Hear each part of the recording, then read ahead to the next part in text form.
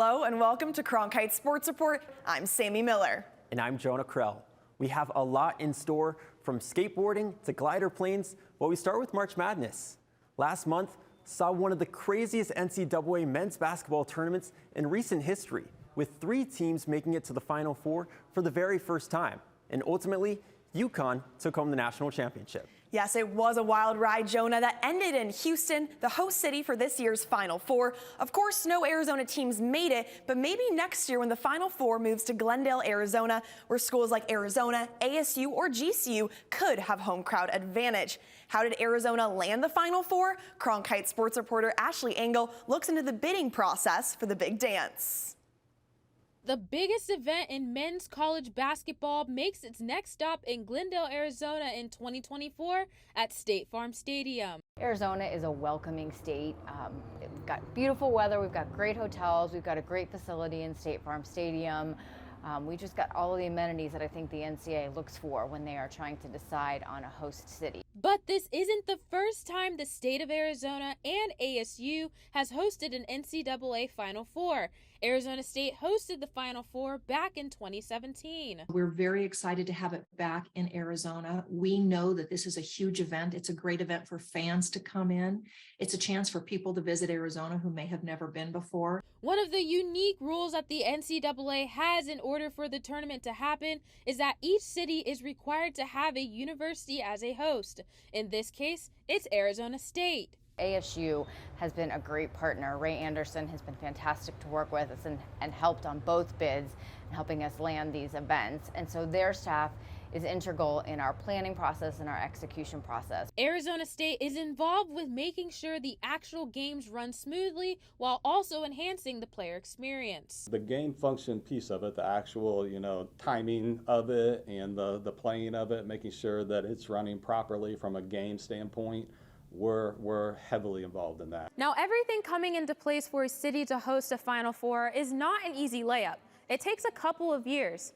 Now, first off, a city will have to submit a statement of interest to host the tournament. After showing its interest, the city will submit questionnaires alongside with an initial budget and a hotel inventory spreadsheet. Once that is sent, the bid group makes an initial presentation to the NCAA presenting why they should host the tournament. The NCAA then narrows down to the finalists, and once those are chosen, additional documents such as venue agreements are submitted to the NCAA. Once those documents are ready to go, the finalists will present one last presentation to the NCAA Basketball Committee. After this, the committee will then meet together and decide who will be rewarded these events. As long as this process may take, this does not happen every year. They do multiple cities in one bid cycle and multiple years in one bid cycle. So they opened up the bid process really in the summer of 2017 after we had hosted is when things started rolling. With many people helping out to set the stage, the countdown is on for ASU and Glendale to make the experience special for all. In Phoenix, Ashley Engel, Cronkite Sports Report. That is going to be an exciting time in the Valley next year. Of course, every March, the tournament produces memorable moments, and you can always count on a handful of buzzer beaters. Absolutely. We're going to go to the Wayback Machine to look at one of the best shots in tournament history. The year 1998. GCU head coach Bryce Drew was a player at Valparaiso. His dad, Homer, was the coach. Matt Venezia sat down with father and son to relive the moment simply known as the shot. The shot heard around basketball. Does it still give you chills after all these years? Chills, no. Chills during the shot, yes. As it was arched up high, it looked, Matt, like it was going to be short. And so I think that all the prayers in the building just kind of lifted it over, because if you watch the rim, it kind of hits the top of the rim and then goes right on in. And so now when we see it, I just get a smile because I know the ball's going to go in. I remember I was standing right on the right side of the court over there while the first free throw was getting ready to go. The play that happened was really a blur. I thought the ball was short. When it's short, you kind of jump to try to give it that extra oomph, and so I felt like I was going to be short. It skimmed the rim, went in, and then I don't even remember diving on the floor. I don't remember anything to basically being on the floor. 2.5 seconds left on the clock. Free throws at the line. The first one is missed by Ole Miss. You call timeout. Can you take us inside the huddle in terms of what was being drawn up? We just went through the possibilities of what might happen if he makes, if he misses, what are our options, and are we all prepared to do it? So it was really just a quick review, and with the hopefulness that he would miss it and we would get a chance to make a tie. And you could hear in the video of the shot, pacer, pacer, the play was being yelled out. Where did that originate from? When he missed the shot, the players looked over and they just yelled pacer, and that was the name of the play that we use for game-ending situations. I felt wonderful because they didn't need a coach. They knew exactly what to do. Bill Jenkins threw three for the win! Go! Oh my! Oh my! Wow. Wins! And Bryce, 25 years later, every time March Madness rolls around, you're still hearing about the shot. How does it feel to still be brought up in terms of one of the greatest moments in March Madness history? It's a special blessing, you know, basketball family. My brother coaches at Baylor now, won the national championship. So we've been, you know, our lives, a lot have been, our schedules are entertained and around the NCAA tournament. So for have that moment in the tournament for something that we've dreamt of our whole life is very special, and now get to see the highlight years later, you know, makes it even more special. And on top of that, I mean, after all these years now, to share it in a father-son relationship, what was that like, being on the floor and seeing your dad and having that moment together? You know, we've always had a really close relationship. It's part of the reason why I went to play for him, you know, at Valpo. And at the time, it was very special. But as you've gotten older, and now I have a son who's 8, it's even more special to me. I remember at the time I got a lot of messages from people, you know, from fathers and sons, and comparing, you know, our relationship and theirs. And I understood it, but after having my own son, I think I understand it at a different level, you know, just how special it was. Now, it was really special to me, but older brother Scott says, you know, if you don't go and play for Dad, no more meals at home, no more cars, you know. So I think Scott put the pressure on him to come. But it was a joy for me for 4 years to have him. 70-69, the kid performs another miracle. Now, Sammy, Matt tells us that was the first time they ran that pacer play to perfection. They never even executed it that well in practice when they had no defense. It is crazy, Jonah. It only takes that one time at the right moment. What do they say? One shining moment? All right, coming up next on Cronkite Sports Report. A skateboarder who has to master more than the usual tricks. Ah, that was so sketchy, but I'm counting it. Plus, giving kids with cancer the ultimate sports fan experience.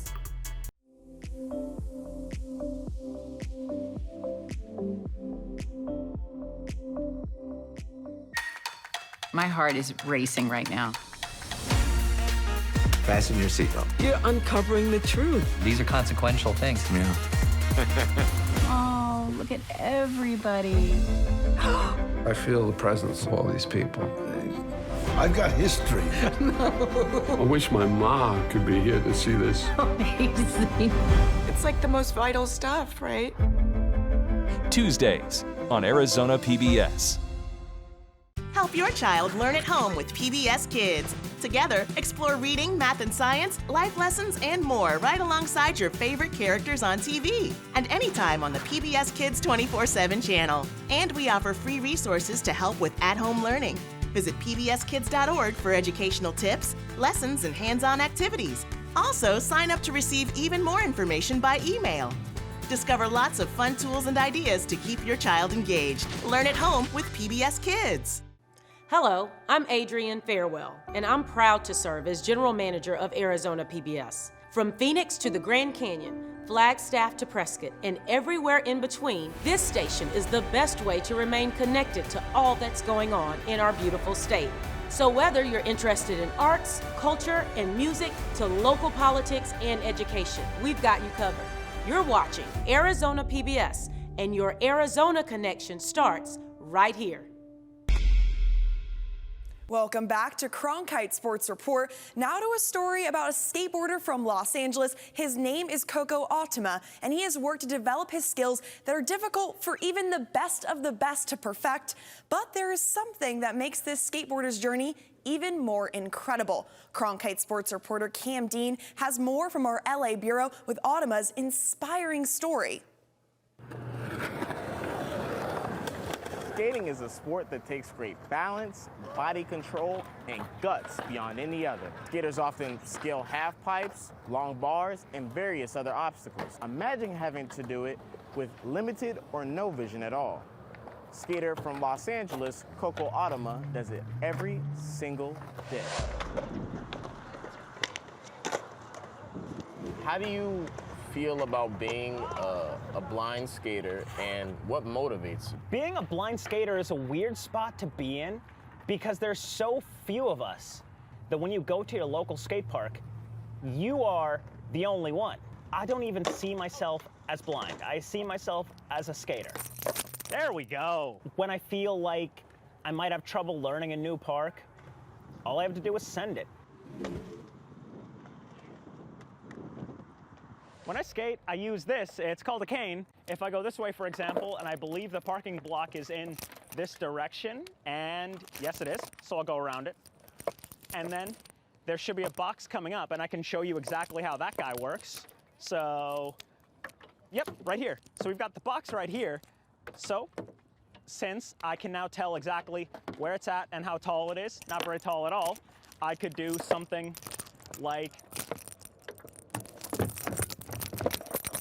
that was so sketchy, but I'm counting it. And you've competed in various competitions. I've competed in Grind for Life Tampa Adaptive Division. I've competed in the Josh Comer Memorial Skate Jam at Fontana Skate Park. That was more of a street league or Olympic style contest. I want you to blindfold yourself just to show you, because even standing on a skateboard when you can see is hard. Give that a shot. Just keep it out in front of you. Keep the stick out in front of you.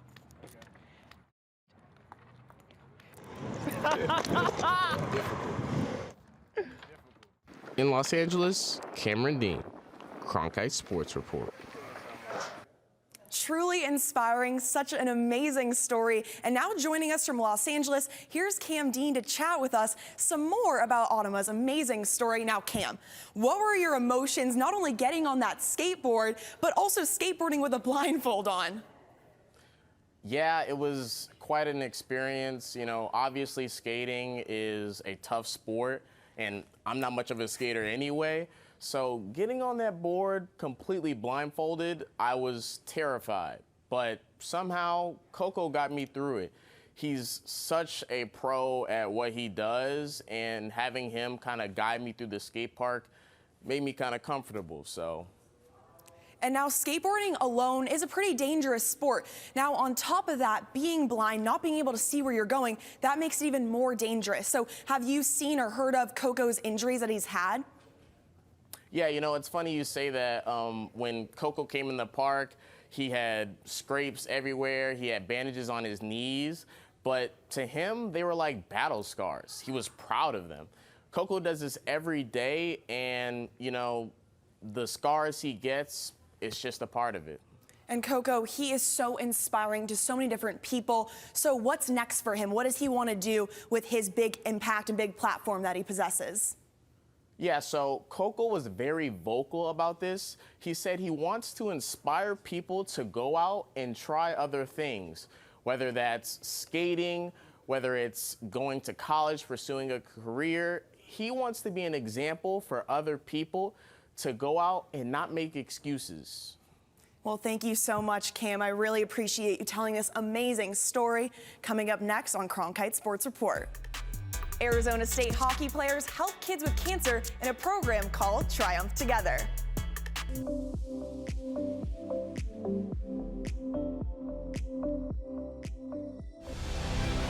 Now streaming on the PBS app, the definitive collection of documentaries from award-winning filmmaker Ken Burns.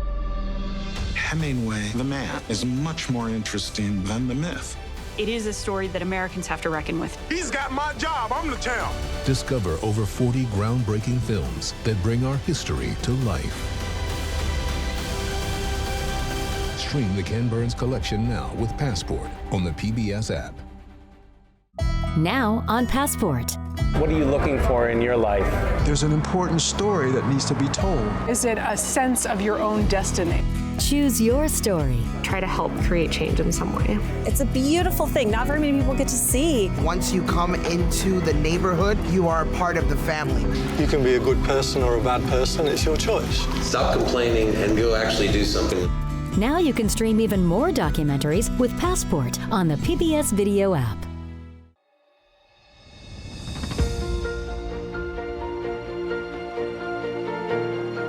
Hello, I'm Adrienne Farewell, General Manager of Arizona PBS. We've got so much going on here at the station. I'm Catherine Anaya. I'm Alberto Rios. I'm Chef Mark Tarbell. I'm Ted Simons. We want everyone to know that their Arizona connection starts right here at Arizona PBS.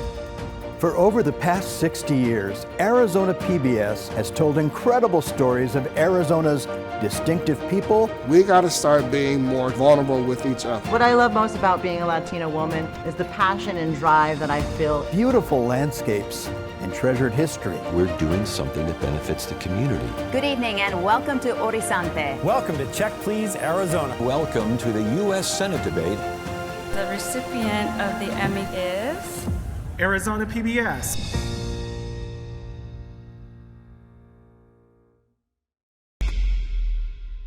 Welcome back to Cronkite Sports Report. As we look back on Arizona State's hockey season, there are many memorable moments. From opening the brand new Mullet Arena to sold-out student sections for nearly every home matchup. But one moment stands out among them all. Cronkite Sports reporter Lindsay Zenti has more on how ASU hockey gave back to the Valley this season. Sun Devil Hockey has welcomed many special guests to host the ceremonial puck drop in their first year at Mullet Arena, but none with a story quite like the kids of Triumph Together. After his own experience giving back through the sport, former Division I hockey player Jack Gates founded Triumph Together with a mission to use sports to connect kids at children's hospitals to professional and collegiate athletes. The support system that sports gives you and being feel included and a part of a team. A lot of these kids can't play sports because of things they're going through and things that are hindering them. Payson Altice was one of 3 cancer warriors to drop the game puck, but she had been looking forward to this day long before she knew she would be spending it at Mullet Arena. The 28th was actually her last dose of chemo at home.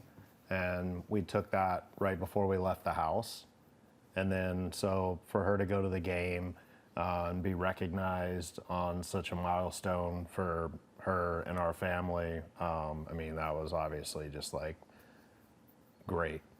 When she dropped the puck, we were bawling.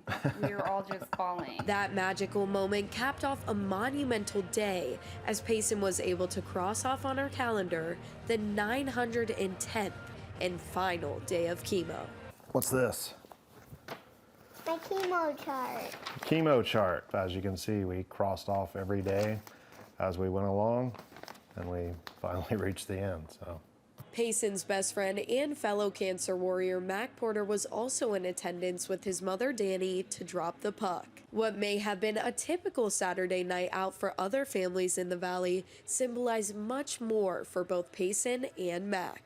These memories, I don't know that they can ever replace the bad ones, but the more good memories you can accumulate can offset how hard the bad ones have been. Not only is this a memory that will stick with the kids of Triumph Together, but even more so the players of Arizona State hockey. I just kind of mentioned to the guys before the game, they haven't even started their life yet, and they're dealing with, so many different issues, stuff that we've never had to deal with. So, just kind of take advantage, that we get to play hockey every day. Just seeing how happy and excited they were to be around us and to be included is something special. It's connections like this that Triumph Together wants to build across the sports world in helping create magical moments for kids fighting cancer. In Tempe, Lindsay Zinti, Cronkite Sports Report. Triumph Together relies on donations to make all of this happen. Founder Jack Gates says all of the money goes directly to the children and their families in need. If you would like to learn more about how you can donate or help, go to www.triumphtogether.org. sailport.net. Coming up next on Cronkite Sports Report, a sailport near the Superstition Mountains provides the ultimate gliding experience.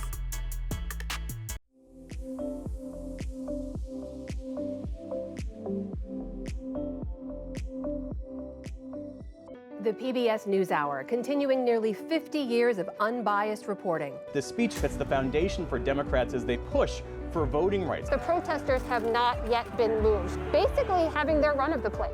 Covering a broad range of stories. You've got less rain here now, too, right? They're running out of water. What's it like on that stage? There's this magic. I'm Amna Nawaz. And I'm Jeff Bennett. Join us every weeknight on the PBS NewsHour.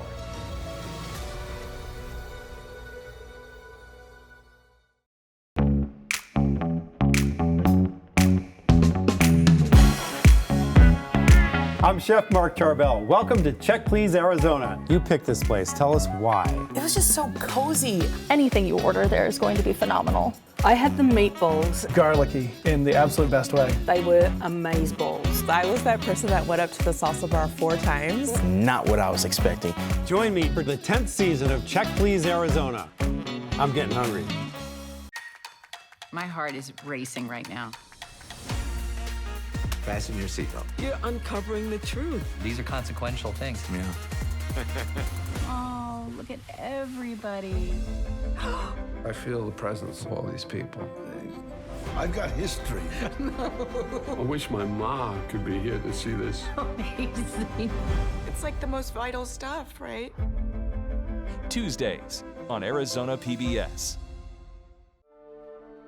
Find out what's on Arizona PBS at azpbs.org/schedule.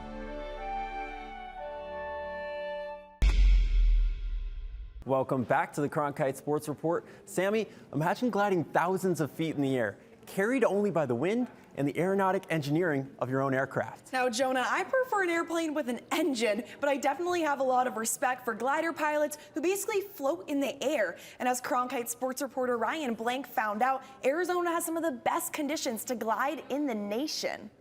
We're ready to go.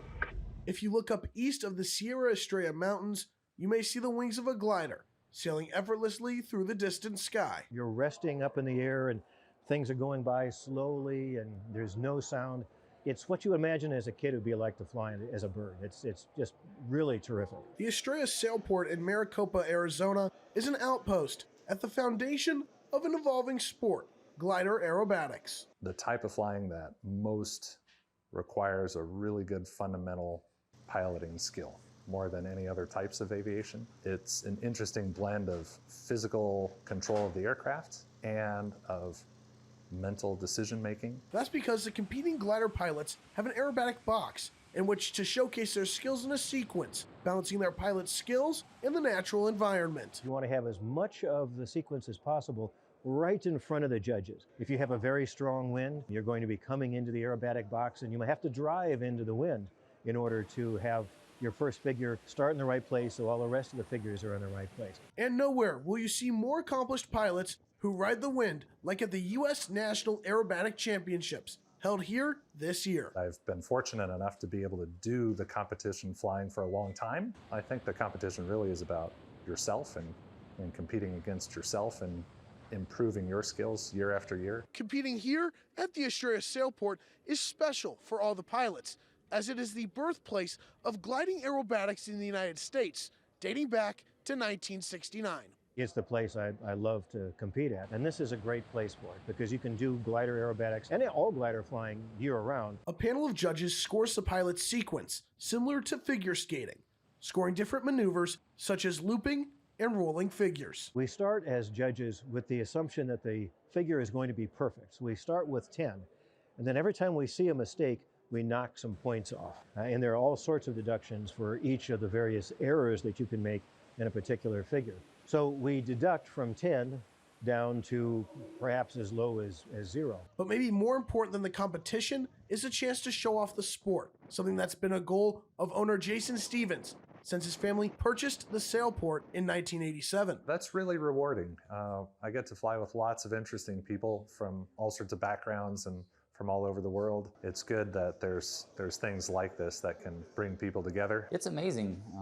You want to see it grow, because if it's growing, it's going to continue, down the line. One of the awful realizations or realities that we face as a pilot is that we're not always going to be able to do this. Helping to cultivate the newer generations of aerobatic pilots ensures that this amazing sport will continue in the future. With my feet firmly planted on the ground, in Maricopa, Ryan Blank, Cronkite Sports Report. Some of those shots from the sky were amazing. The Estrella Sailport continues to be the outlet for gliding aerobatics as the sport continues to grow and evolve across the U.S. And Sailport owner Jason Stevens, who you saw in the story, just won his 6th national title in the unlimited category, the highest category of the competition. Impressive stuff. That's going to do it for this edition of Cronkite Sports Report. I'm Jonah Krell. And I'm Sammy Miller. On behalf of everyone involved, thank you for watching.